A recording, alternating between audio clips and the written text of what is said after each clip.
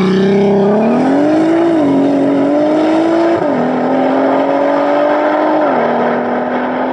it's early May, beautiful sunny day. We are in VR550T build number 8.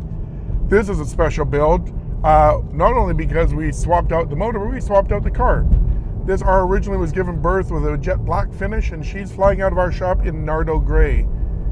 It's running a beautiful set of BBS wheels, gummy tires, KW V4s, and I tell you what, this car is sensational.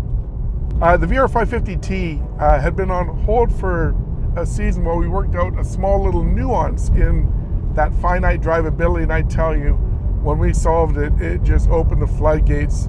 These things are sensational to drive. I couldn't be more thrilled how they carve the canyon, what the KWs do under them, how everything manages that heavy torque load. It is stunning.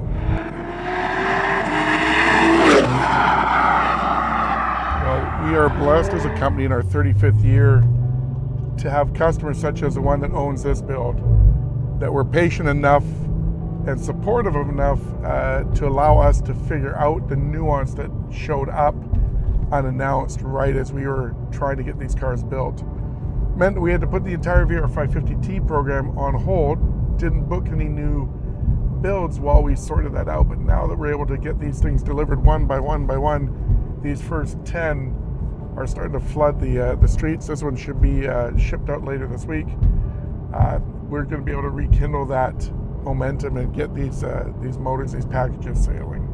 If you've ever wanted the practicality of a 4-door with a great hatch that drives no different than any daily commuter that you could find, but has the ferocity that would school a Lamborghini, this VR550T does that. The 4Motion is so well balanced. This 381 7-speed gearbox is stunning and responsive. Does everything right. And the wookie noise that the VR makes, gives the soul back into this hatch, this compact hatch, this absolute street fighter.